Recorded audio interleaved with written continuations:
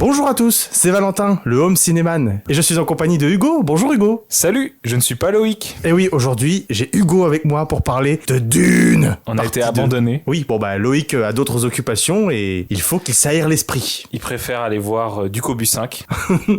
Non, il s'amuse. Mais il est occupé. On dirait que c'est un secret d'État. On ne peut pas dire où il est. Nous n'avons pas le droit. Alors on va parler de Dune, partie 2, réalisée par Denis Villeneuve, le mec qui a fait Premier Contact, Blade Runner, ou encore le premier film Dune. Le film, dedans, on retrouve Timothée Chalamet, qu'on avait vu dans Wonka. Que tu adores. Ouais, génial. Il y a un débrief sur la chaîne, allez voir ça. On retrouve la Michelle Jones de Spider-Man, Zendaya, la Girl Power de Mission Impossible, Rebecca Ferguson. On a le Thanos, Josh Brolin. On a le Salazar de Pirates des Caraïbes 5, Javier Bardem. Et puis on a aussi Dave Bautista, Drax, Florence Pugh, Stellan Skarsgård, Austin Butler. Un casting incroyable, on va y revenir. Tout ça de tête. Tout ça de tête. Pourquoi tu vends la mèche?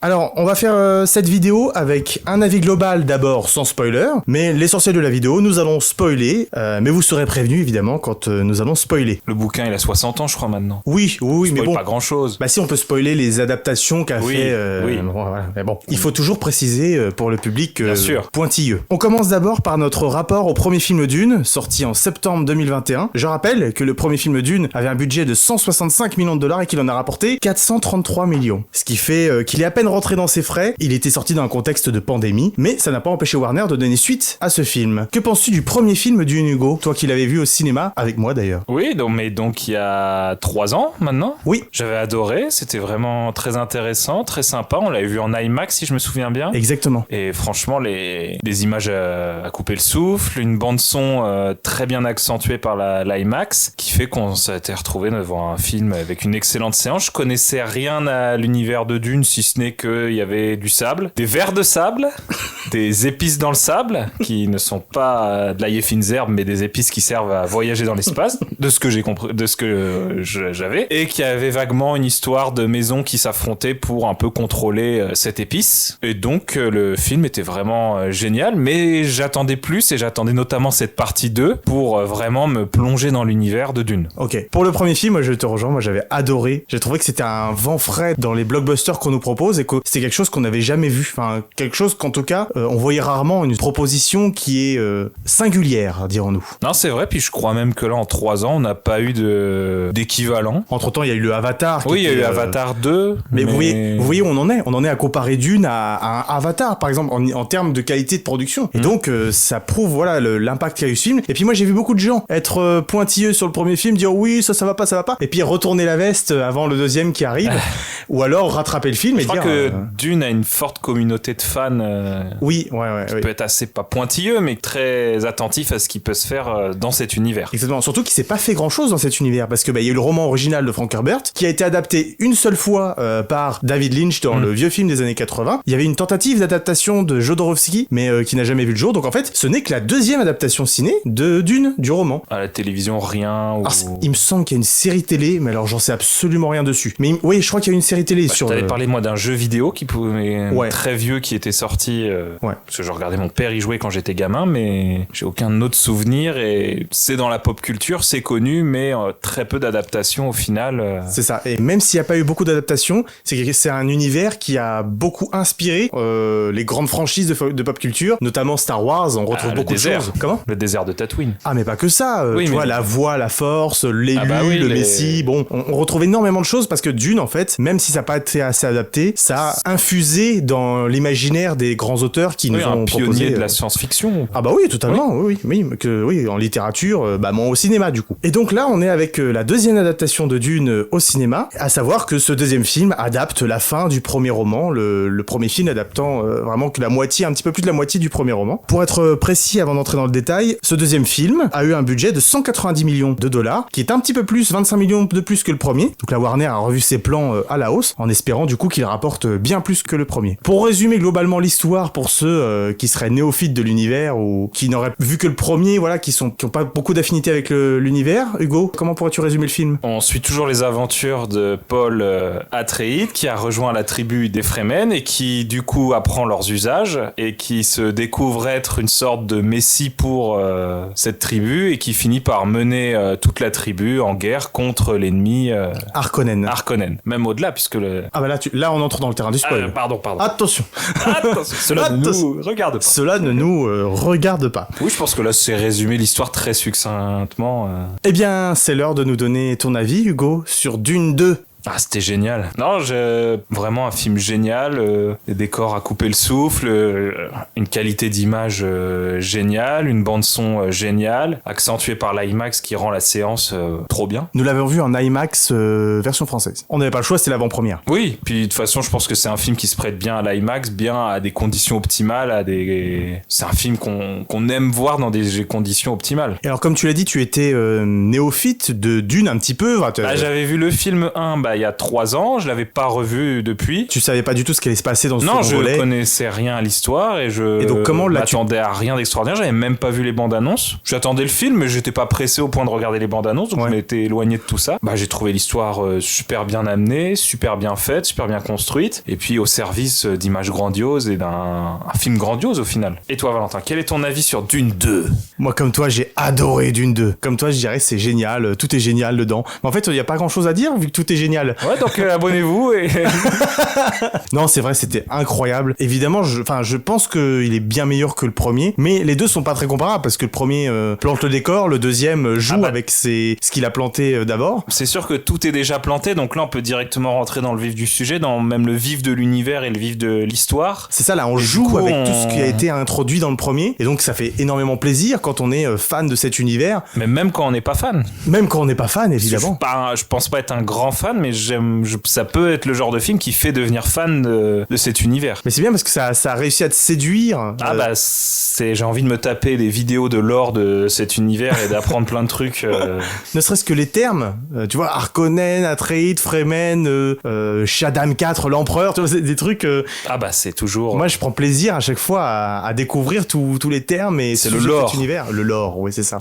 Le lore. Plein d'univers comme ça qui sont très intéressants de découvrir le lore même sans trop connaître, mais Dune en fait partie. Mais moi, je suis content que Denis Villeneuve ait pris à bras le corps cette adaptation, mais en face un film qui, puisse ramener des gens qui étaient totalement étrangers et que ça fasse une adaptation, je pense que je peux le dire, populaire. Au vu des chiffres du premier film, oui. Puis même, il est assez infusé dans les esprits. Là, je pense que le film va avoir une excellente presse, une excellente... ce qu'on a pu voir de la grande avant-première il y a 1 ou 2 semaines, j'ai vu personne dire que le film était à chier. C'est là qu'on va rentrer un petit peu dans le détail. Donc, c'est la partie spoiler. Fuyez si vous n'avez pas vu le film ou que vous vous en fichez. Allez le voir. Mais il faut aller le voir, évidemment. Du coup, je voulais rebondir sur le fait que j'ai vu beaucoup de critiques dire oui, c'est un film à la hauteur du Seigneur des Anneaux les 2 tours en ce qui concerne les batailles. C'est un film qui est une meilleure suite depuis l'Empire contre-attaque. Qu'en penses-tu ? C'est dur à comparer. Écoute, c'est pas moi qui compare, c'est les gens. Comparer ça avec le Seigneur des Anneaux, je trouve qu'on est sur du médiéval fantastique. Sur les batailles. Les batailles, bon. Les gens l'ont comparé sur les batailles, notamment. Bataille des 2 tours, donc on est sur le gouffre de Helm. Oui. J'adore toujours le gouffre de Helm. mais que penses-tu de la comparaison ? Tu trouves que c'est à chier la comparaison ? Non, pas à chier parce que ça peut avoir du sens, mais la bataille que j'imagine qui est comparée, c'est la bataille à la fin du film. Exactement. Qui est assez courte au final. Alors elle est grandiose de par ce qui se passe, mais elle est très courte. Je sais pas si on peut appeler ça une bataille parce que en face des Fremen, les Harkonnen. Les Harkonnen se font laver le cul en fait. Il y a même pas match. Clairement. C'est-à-dire qu'il y a d'un coup, ils lancent des missiles. Alors je sais pas si c'est je crois pas que ce soit des atomiques puisque vu la... Oui, ça a pas l'air d'être assez puissant. De ce qu'on nous dit des atomiques, c'est vraiment ça peut raser la planète. Donc on se dit s'il en lance 3, ça fait une petite explosion gentille dans une montagne. On a une tempête de sable et là de la tempête de sable sort les vers des sables et ils ont pas le temps de réagir les pauvres avec leurs épées. C'est là que je voulais t'emmener parce que moi c'est ma seule. Je t'ai dit qu'il y avait un seul petit truc à redire, c'est que je suis un petit peu déçu de la bataille finale qui est très très courte. Puis moi quelque chose que je comprends pas trop en tant que peut-être néophyte, c'est que on voit qu'on est là à dire bon c'est l'armée de l'empereur qui arrive, et au final on voit juste des fantassins avec des épées. C'est-à-dire qu'on se dit pas, ils ont pas des vaisseaux avec des missiles ou des choses comme on voit quand le neveu débarque et qu'il arrive avec des gros vaisseaux qui ont de l'artillerie. Moi je me dis, elle est un peu faiblotte cette armée quand même. Alors il me semble pas que l'empereur, en fait l'empereur vient avec toute son armée d'hommes, enfin de Sardaukar, c'est les soldats de l'empereur, mais il me semble pas qu'en fait il vient avec une artillerie lourde de missiles, tout ça. Qu'il s'attendait pas Exactement. À une guerre en fait. Exactement. En fait, il venait pour engueuler. C'est tout à fait ça. Alors, en plus, c'est clair dans le film pour le coup. Il vient pour engueuler le baron. Parce qu'au final, on voit la flotte des Harkonnen qui arrive après et qui se fait lamier parce qu'ils arrivent un peu trop tard. Enfin, ou de toute façon, ils sont. Le mec d'en face voit l'avenir, donc oui, ça aide pour gagner des batailles. Ça aide un petit peu. Donc, puis ils sont des milliers. Enfin, ils sont, je sais pas combien ils sont là, les Fremen, mais ils sont quasiment tous les soldats de la planète. Enfin, c'est ce que j'ai compris. Il arrive à. C'était justement tout l'enjeu du film, c'était de réunir cette immense armée, de les mettre sous une seule bannière et qu'ils combattent pour Paul. Et moi j'ai trouvé, voilà, c'était ma seule limite avec le film, c'était que au moment où les Verts arrivent, ils sortent de la terre avec les Fremen dessus, l'armée qui commence à charger, les frissons qui arrivent, l'entrain qui commence, et paf, ça coupe et ça va sur... Le soufflet de la bataille redescend assez vite parce qu'en fait, il n'y a pas bataille, quoi. Ils se font démolir. C'est vrai. Après, c'est totalement fidèle à l'histoire qui est racontée. Je me dirais, pour comparer ça aux batailles du gouffre de Helm, qui est quand même en beaucoup plus d'étapes, beaucoup plus longue, où il y a quand même toute cette phase où au début les humains tiennent le coup, puis après le fou qui balance sa bombe dans le petit puits pour détruire le mur d'enceinte, et du coup là on sent que c'est la merde, et puis il se passe quand même beaucoup plus de choses dans une bataille du Seigneur des Anneaux que dans cette bataille de Dune. Oui, après la comparaison était... Oui, la comparaison peut se faire, parce que de toute façon souvent maintenant dès qu'on a une scène de bataille au cinéma on se dit ça va être mieux que... Mais c'est pour ça que pour moi la comparaison n'a pas lieu d'être, parce que voilà, la bataille elle est vraiment exceptionnelle dans ce qu'on nous montre, mais trop courte. C'est le seul point où on se dit tiens, on reste sur notre fin. C'est ça. Peut-être parce que c'est pas vraiment l'enjeu du film, en fait. Le film nous... Tout à fait. Je sais pas si la promo du film a été faite sur ces batailles. Je pense pas, mais la majorité des... Enfin, on a vu beaucoup de plans dans la bande-annonce qui évoquaient cette bataille, et donc forcément on n'en a pas découvert grand-chose dans le film, mais bon, voilà, c'est une petite réserve, mais on a l'impression qu'on est négatif sur le film, alors qu'on a adoré. Je pense on commence d'abord par le négatif, voilà. Avant de... Mais le négatif, faire l'éloge du film pendant le reste du podcast. Et encore négatif, la bataille est extraordinaire dans le peu qu'on a. Il y a des plans, franchement, le moment où il y a les vers de sable qui arrivent, c'est...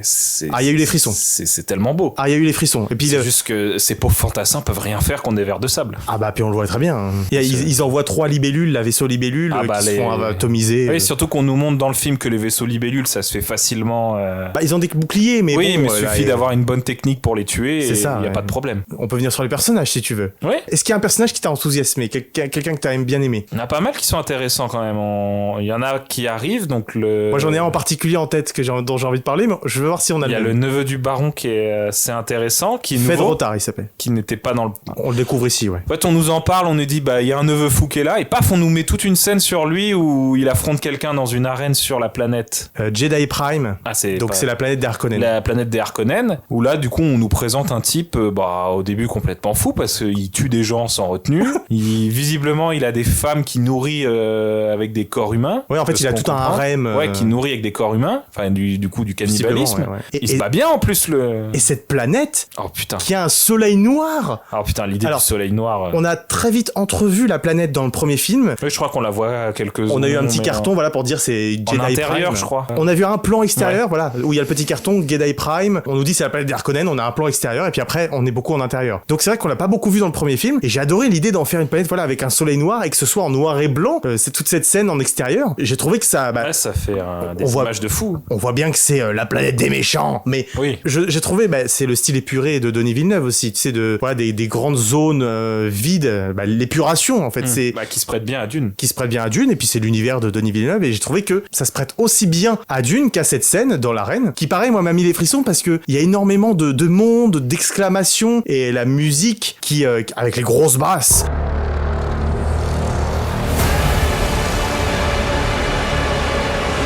me fait sentir tout le poids de ces événements. Et encore une fois, le baron, moi, c'était mon plus gros point fort du premier film. Le baron Harkonnen, je trouve qu'il pète la classe. Que ce soit l'acteur, sa manière de se mouvoir, là, en lévitant avec sa cape. Il a besoin d'une espèce de, je sais pas ce qu'il y a dans un liquide noir pour survivre. Alors, il l'avait pas dans le 1. Donc, en fait, il me semble que c'est depuis qu'il a été empoisonné avec le duc Leto, là, dans le 1, qu'il a failli se faire, qu'il a failli mourir. Il me semble que c'est en gros depuis cet événement qu'il a cette boule, là. Parce qu'il l'a que dans le 2, je crois qu'il l'a pas dans le 1. Mais même sa manière de léviter, j'aime j'aime beaucoup. Et même à la fin, on est en partie spoiler, on peut le dire, le moment où il se fait tuer. Alors juste avant, en fait, il se met mettre à terre super facilement. J'ai bien aimé qu'on nous montre que c'est pas l'ennemi, c'est pas un ennemi, voilà, physiquement redoutable. Il est pas très dangereux, c'est plutôt ses neveux qui le sont. Physiquement, il est pas très dangereux. Mais j'ai bien aimé, voilà, qu'en fait, le personnage, passé toutes ces manigances et ces défis psychologiques qu'il lance, et ben en fait, c'est rien, c'est une merde. Voilà, on lui met un coup de couteau pour couper son fil, et puis un coup de couteau dans la nuque pour couper ce qui le fait léviter, et puis terminé. Et puis le mec, c'est une merde sur le parquet, quoi. Donc j'ai bien aimé. Et puis c'était le personnage que j'avais le plus aimé dans le 1. Il était menaçant et il l'est toujours dans le 2 et j'ai beaucoup aimé. Mais son neveu, Fed Rota dans l'arène, l'est tout autant. Et l'acteur, c'est Austin Butler qui avait joué Elvis dans le biopic, qui était formidable et qui là aussi, moi je pense que c'est un des meilleurs acteurs qu'on a dans la jeune génération aujourd'hui en tout cas. Ah non, oui, il est vraiment... Qui a failli avoir l'Oscar mais qui l'a pas eu. Dommage. Vraiment menaçant, vraiment... on sent que le type il fait peur, est taré. Après, il y a l'esthétique en plus des Harkonnen, chauve, tout pâle, qui fait vraiment assez... Paul le résume bien quand il tue le baron, il dit ouais, tu n'es qu'un animal, t'es à ta place, c'est un animal. En fait, c'est des animaux, c'est des bêtes. Comme tu vois, comme l'autre neveu du baron, donc Drax, tu sais le. Je crois que c'est son frère. Ah oui, voilà. Il dit, oh mon frère. Exactement, il dit frère. Oui. Qu'est-ce que tu fais là, mon frère? C'est ça, oui. Donc son frère, pareil, qui a le look d'une bête. Alors lui, il est un petit peu moins. Alors réussi. lui, par contre, il passe le film à se faire bolosser. Ouais, et puis à gueuler. En fait, c'est un peu dommage. Enfin, on finit par dire que du mauvais. Ah non, mais après, c'est que le personnage est au final très faible. Oui, bien sûr, mais c'est que ça m'a un peu saoulé au début du film quand il se met tout le temps à gueuler. Ouais, vous êtes chiant, vous arrivez pas à faire ça, vous êtes. Ah bah, il est très colérique. Il est assez colérique et alors peut-être qu'il est comme ça dans le roman. Moi, il m'a trop saoulé. Donc heureusement que Fed Rota est arrivé après pour relever un peu le niveau. C'était très sympa de se dire que finalement, le premier arrive pas à gérer la planète Arrakis et donc du coup, on envoie un autre qui lui a l'air de bien gérer et finalement l'empereur vient. Enfin, là, c'est moi qui ai sûrement pas compris. J'ai pas trop compris pourquoi à la fin l'empereur venait en fait. Qu'est-ce qu'il venait faire à la base? En fait, il vient pour dire au baron, il y a Muad'Dib parce qu'en fait l'empereur il a appris que Paul était Muad'Dib, donc il y avait un Atréide vivant et il voulait en informer le baron et puis dire maintenant c'est moi le boss de cette planète et on va aller tuer Oui, d'accord. On va aller tuer Paul. C'est ce que j'avais compris en fait. En fait, il a même pas le temps de dire au baron que Muad'Dib c'est Paul. Tu sais, il lui dit ouais, vous savez qui c'est Muad'Dib? Moi je vais vous le dire. Et puis c'est là qu'ils arrivent. Oui, et là du coup l'armée arrive. Donc en fait l'empereur arrive pour rétablir l'ordre et puis pour dire c'est moi le boss et puis on va aller tuer Paul. Mais il a même pas le temps en fait. En parlant de l'empereur, qu'en as-tu pensé? Un empereur. Non, mais pas le plus intéressant. Les personnages qui l'entouraient, je les ai trouvés plus intéressants. Sa fille avait été plus intéressante que lui, je trouve. On la voit plus et elle a plus de dialogue que lui. Donc je pense que ça sera un personnage qui sera peut-être plus important dans la suite. Un petit peu, oui. Vu que l'empereur est mort. Non, il est pas mort. Il est pas mort, il est exilé en fait. Mais moi j'en attendais beaucoup de l'empereur parce que dans le 1, on fait que le mentionner. Oui, on en parle beaucoup. On en parle. Et donc en fait, un personnage dont on parle, qui est menaçant, qui manigance dans l'ombre. Au final, c'est un papy, quoi. Enfin... Eh ben, j'ai bien aimé justement cette représentation parce que vu qu'on en parle dans le 1, moi je m'attendais, tu vois, à un être encore plus menaçant que le baron. Et en fait, non. C'est un petit papy qui lit des lettres dans son jardin. C'est un homme. Non, mais du coup, j'ai bien aimé le contraste entre le fait qu'on nous fait monter la sauce dans le 1, l'empereur. Il fait penser au leader Snoke dans Hunger Games, c'est-à-dire un homme assez classique qui au final se révèle être un immense dictateur, quoi. Qui physiquement ne fait pas menaçant du tout, quoi. Exactement, contrairement au baron. Mais qui du coup fait plus peur parce qu'on dit mais comment ce type peut arriver à diriger un empire aussi vaste en étant comme ça, quoi. Et au final, on se dit c'est pas avec sa force, c'est plus avec son intelligence Exactement. Et pas avec son cœur. Qu'as-tu pensé du coup du destin de Paul dans le film? La manière dont se termine le film? Quand il devient empereur. Oui, il est destiné à devenir l'empereur parce que je pense potentiellement. Ouais, mais il devient empereur à la fin du film. Pas légitime des autres maisons. Alors oui, pas légitime pour les autres maisons. C'est pour ça que ça va entraîner une guerre et on verra ça plus tard. Mais en fait, on peut le dire, le film finit un petit peu mal quand même. Paul dans le 1 et puis un petit peu dans le 2 voit des visions comme quoi en fait ce qu'il va le faire va entraîner des millions de morts à travers la galaxie et tout l'empire. Et du coup, il est réticent à le faire au début du 2 parce que c'est un mec bon, tu vois, qui n'avait même pas tué quelqu'un avant la fin du premier film et qui là se retrouve à être responsable de toutes ces morts. Et tu vois, il refuse et à un moment il dit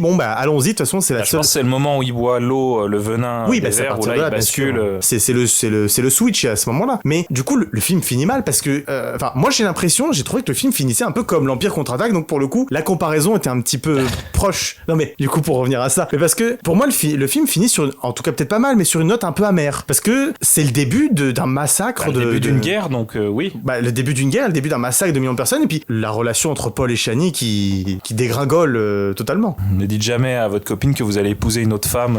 C'est ça, mais il est obligé pour le bien de l'Empire et pour que tout aille bien, mais en fait ses visions le forcent à faire ça, mais il a pas envie de le faire et je trouve ça tragique. Oui, je pense qu'à partir du moment où il a bu le venin, il finit par suivre ce qu'il doit faire en fait.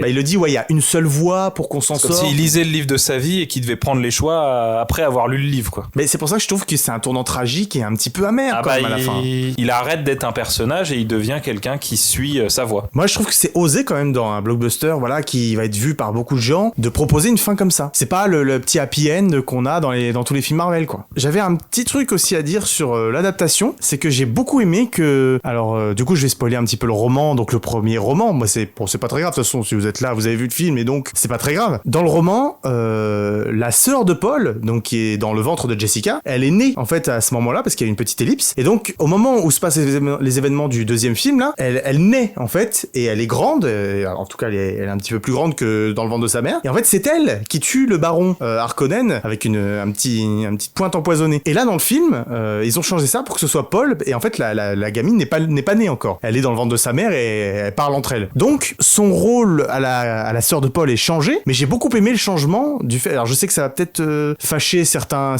fans du livre, parce que ce sera pas comme dans le livre. Mais j'ai beaucoup aimé, du coup, cette adaptation, parce que je trouve ça plus pertinent que ce soit Paul qui a connu la trahison du baron Harkonnen, qui a tué son père quasiment en main propre. Et je trouvais que c'était plus pertinent, du coup, que ce soit Paul qui se venge lui-même directement du baron. Il arrive, hop, il lui plante l'épée, c'est terminé. C'est là où on se dit que finalement, on a l'impression qu'il s'échappe 2 secondes de sa destinée pour aller. Bon, la destinée était sympa, mais attends, je tue le mec qui a tué mon père et après je reprends. Ouais, c'est ça. Surtout que le gars est à terre. Enfin bon, Oui, le gars est à terre, il est plus du tout une menace. Je crois qu'il était en train de crever ou je sais pas trop ce qu'il était en train de faire. Il était en train d'essayer de monter les marches. Oui, il voulait, je pense, se dire attends, j'accède au trône et après je meurs. Belle métaphore de sa vie, tu vois, oui. L'ascension très qui n'échouera. Oui, il a toujours été fini loin du trône, mais à la fois très loin et très proche d'y être. Mais ça rejoint aussi du coup la fin que je trouve vraiment assez sombre, c'est que le héros se venge et normalement c'est pas une morale que tu donnes à un héros de film. Au final il a eu sa vengeance parce qu'il a tué le baron, il a tué son neveu, l'autre neveu est aussi mort.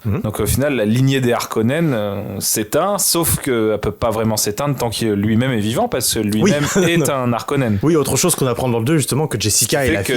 Ça rend encore plus les choses tristes parce que la famille qui est responsable de la mort de sa lignée, il en fait lui-même partie. Donc ce qui fait que tant qu'il sera là, la lignée sera pas éteinte. Bah c'est une tragédie, c'est tragique. Mais ça. Quand même le héros qui se venge, c'est pas courant quand même. Enfin, il y a pas mal de choses pas courantes. Déjà apprendre que le héros est apprendre que le héros est lié à la famille du méchant, oui. Pas très... c'est courant en fait. Star Wars.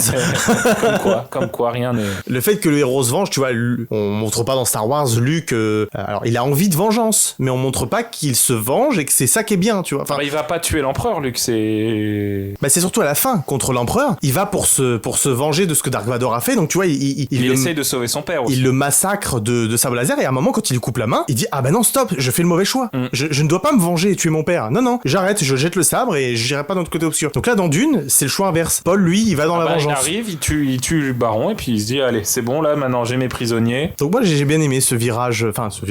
J'ai eu peur qu'il change la fin et que ce soit un petit peu plus happy end. En fait, j'ai bien aimé que le film assume la fin. Mais la Warner n'a pas encore été rachetée par Disney. Mais merci la Warner de nous offrir des films comme ça. Et merci pour le DC aussi, pour les films DC. Oui, mais c'est pas grave, bon, voilà. Et les films Les Animaux Fantastiques aussi. Non, mais ça c'est pas grave, c'est autre chose. Merci pour Dune. Au moins ça. Non, mais faut avouer qu'ils ont assuré sur le coup. Ah bah oui. Non, mais déjà Dune 1 a pas beaucoup marché, donc mettre en chantier une suite, c'était assez osé, et j'espère de tout cœur que cette suite marchera au box-office. Qu'on aura un 3e opus, quoi, mais... Alors, en parlant du 3e opus, Denis Villeneuve est en train d'écrire le scénario. Donc, il écrit le scénario du Messie de Dune, qui est le 2e livre, qu'il adaptera en 3e film. Denis Villeneuve a d'ores et déjà annoncé qu'il réaliserait le 3e film et qu'il s'arrêterait là. Et donc, que si ça marche et que la Warner voulait d'autres films, ce serait un autre réalisateur qui prendrait le relais. Je trouve ça excellent que Denis Villeneuve s'arrête au moment où... Ah bah non, faut pas que je spoil les romans. Denis Villeneuve va conclure une sorte de trilogie oui, il aura sympathique. Sa trilogie avec, je pense, une belle fin, enfin une fin à la fin. Le 2e film fait office de vraie fin. On a envie d'avoir... En fait, c'est qu'on a envie d'en explorer plus de cet univers. Mais parce que le film est bon. Ah bah oui, on a envie de se dire, tiens, mais qu'est-ce qui peut se passer? C'est le genre d'univers où on a envie d'avoir énormément de choses dedans. Bah pareil pour Pinailler, moi j'aurais bien aimé voir déjà les gens de toutes les maisons là. Oui, voir chacun dans leur vaisseau un peu comment ils sont, comment leur j'aurais bien aimé. Mais bon, juste un petit plan. Ah oui, mais bon, c'est pas grave. Mais ça voilà, c'est pas un défaut, c'est parce que on a envie d'en voir plus. Le film invite au voyage. On n'a pas parlé du chevauchage de verre. Oh, ça c'est tellement classe. Qu'est-ce que c'est classe. Moi j'ai beaucoup aimé ces scènes là. Oui, en plus rien que le dispositif pour les appeler là avec les bruitages.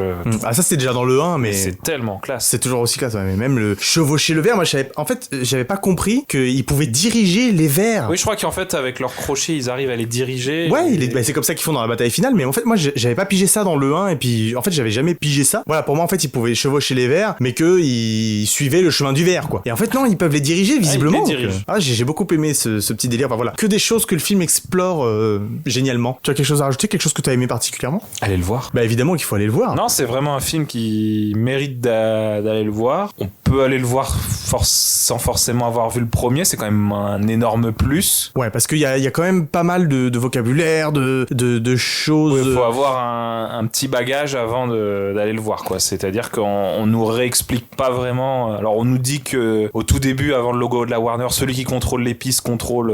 Ouais, alors d'ailleurs ça, le début du film est très similaire au premier film, parce que avant le logo de la Warner, voilà, t'as une petite phrase. Il y a la même chose dans le 1. Alors c'est pas la même phrase, mais pareil, t'as une petite phrase avec cette voix. Après t'as le logo de la Warner, et là t'as un petit résumé, parce que dans le 1, en fait, t'avais Zendaya en voix off qui expliquait ce qu'était l'épice et que les Harkonnen étaient sur la planète. Hop, le titre du film. Et ben là c'est pareil, sauf que c'est la fille de l'empereur qui est là et qui explique. Qui raconte un peu ce qui s'est passé dans le 1. Qui raconte un peu ce qui s'est passé dans le 1. Voilà. Donc c'est vrai que c'est mieux d'avoir vu le 1, mais ça peut se voir. Je pense que ça peut se voir malgré quelques petites difficultés par moment. Parce que Bene Gesserit, Lisan Al-Gaïb, Muad'Dib, bon, ça fait beaucoup de termes, mais je pense que c'est visionnable par tous et il faut que tous aillent le voir. Ah bah il faut que ça marche. J'espère. C'était un film formidable pour terminer. Non, je pense que déjà on est tous les deux d'accord sur ce qu'on a vu, donc. C'est ça. Bon, il y a pas trop de débat, mais c'était important quand même d'en parler et de dire à quel point on a aimé. Et c'est vrai qu'on l'a pas assez fait transparaître. Ah non, oui, mais c'est vraiment une super film, super séance et. Moi, je trouve ça exceptionnel. Ce sera dans mon top de fin d'année en très bonne position. L'année vient de commencer. Et l'année vient juste de On a commencer. des sacrés concurrents qui arrivent. Ah bon? Ducobus 5 se met au vert. le film. C'est parce qu'il y avait la bande-annonce avant. Ducobus 5 battra Dune. Non, mais moi, c'était ma plus grosse attente de l'année. Dune Cobu. Ducobus, le chasseur d'épices. Bon, eh bien merci d'avoir écouté cette vidéo. N'oubliez pas de vous abonner, de partager la vidéo et puis de laisser un petit pouce pour nous soutenir. Nous vous souhaitons bonne journée, soirée, matinée. Et puis à bientôt Hugo pour d'autres vidéos. Salut! Ciao!